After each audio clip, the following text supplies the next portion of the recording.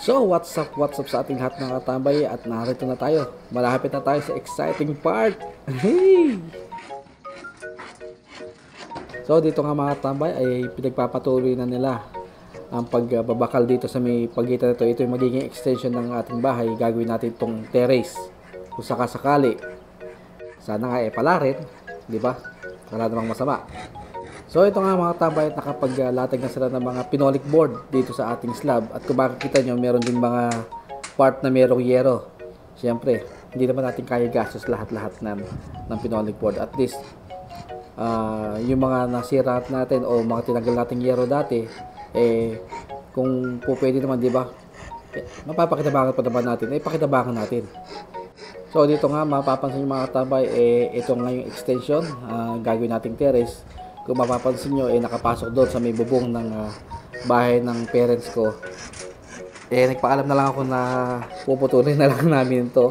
At pagka syempre may pera naman, syempre isusod din ang ating bahay ng ating magulang. Hindi naman natin pwedeng hayaan na ganyan. Nakita nyo naman kung gaano nakarupok. 19 kopok-kopok pa yung bahay na yun. So nung sinad nga sa akin ito ni Mrs. ay talagang ang sarap sa pakiramdam, sarap sa feeling na kahit na alam mo hindi pa naman mayayari yung bahay na mapapagawa mo ng second floor, para ang sarap makita na nakikita mo yung ibabaw. Alam niyo yun yung feeling na makikita mo yung mga tanawin galing sa taas kahit na puro bubong lang ang makikita ko. Siyempre, at sa mga punto na ito mga tambay, talagang dito na talagang nabuo ang aking loob na hindi ko hahayaan na magiging pangarap na lang itong slab na to. Kaya kinausap ko rin yung mga sa electrician namin saka sa plumbing na abangan din yung magiging natin, magiging second floor in case na makapagpagawa tayo, di ba? At least nakaabang na siya, hindi na yung kasi yung sa iba binabagbag o inano kasi wala nang mga nakaabang. Sabi nga ng kasamahan ko rito OFW na si Sir Ralph, sabi nga niya ang pagpapagawa ng bahay parang nakaka-addict. Habang tumatagal at nakikita mo yung bahay, merong kulang na ganito, habang may kulang na ganyan. Parang hindi ka mapapakali, lagi ka mag-iisip na ito pagagawa ko, ganyan. So ito nga mga katabay, at nandito na rin ang ating electrician at inaabangan na rin nila ng mga flexible hose para sa ating mga ilaw dito sa first floor. At syempre para na rin sa abang ng ating mga second floor.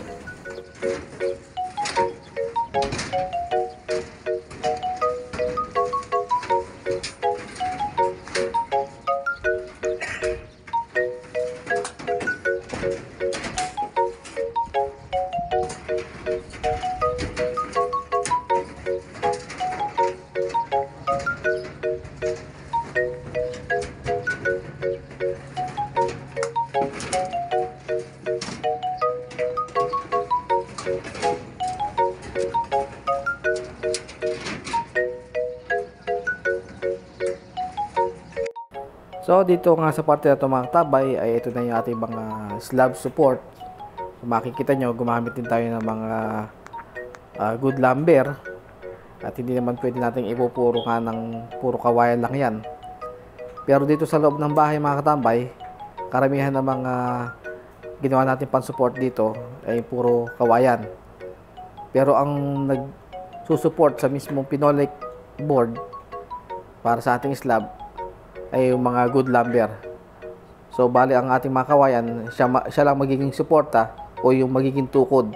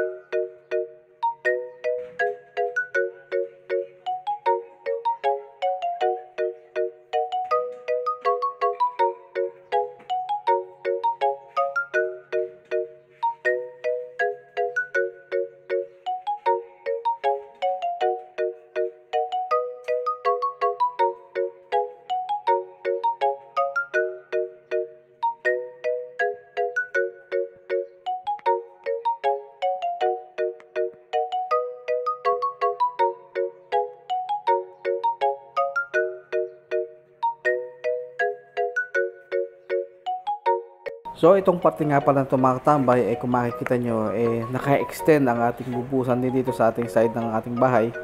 Dahil sinadjust na rin nila na sayang naman yung space pa na yon kung hindi namin magagamit. So nag-decide na rin kami na kunin na rin na buhusan yung space na yon. At least kung magpapagawa doon ng second floor, ay mas maluwang ang aming magiging kwarto o yung espasyo sa taas. So ito nga ang mga natitira pa natin mga kahoy. Nakita niyo naman kung gaano karami ang aming gastusin. So talagang ganon ay nagpapagawa ng bahay. Sabi nga hindi naman fix yung magiging gastos mo dyan. Meron talagang lalabas na mag-expand yung magiging gastusin mo. Kaya ang advice ko sa mga gusto magpagawa ng bahay dyan o may balak na magpagawa ng bahay, lalo na kung arawan or labor contract ang inyong, kung magpapagawa kayo, pag sinabing ganong presyo lang ang magagastos nyo sa materyales, huwag kayong aasa na talagang, huwag nyo expect na ganun lang talaga ang inyong magiging gastos. Kailangan meron din kayo nakapataat na extra ng pera in case na meron pang, kasi kuminsan may lumalabas talaga na may bibilin ka palang ganun, meron kayong bibilin ganyan. Dapat talaga meron kayong extra na hawak.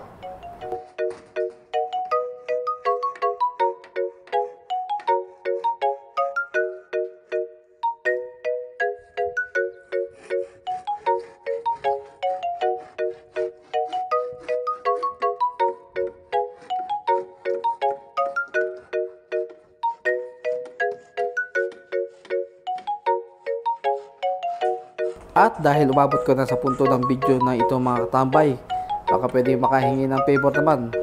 Kung gusto mong maging updated din sa ating mga susunod pang video, paki-hit ang ating subscribe button at i-hit mo na rin ang notification bell para lagi kang updated sa ating mga susunod pang mga video. Maraming salamat po. At sa patuloy na sumusuporta sa ating mga video, maraming salamat po sa inyo sa patuloy na patunood. Sana huwag po kayo magsawa sa panonood at pakikinig ng aking boses. Kung meron po kayong katanungan regarding po sa ating pinagagawang bahay, sabi ko nga kung kaya nating sagutin, ay sasagutin po natin lahat yan sa abot ng ating mga kaya base po sa ating experience. So hanggang dito na lang muna tayo for today's video mga tambay. Muli maraming salamat po sa panonood at see you on our next vlog. Kalas!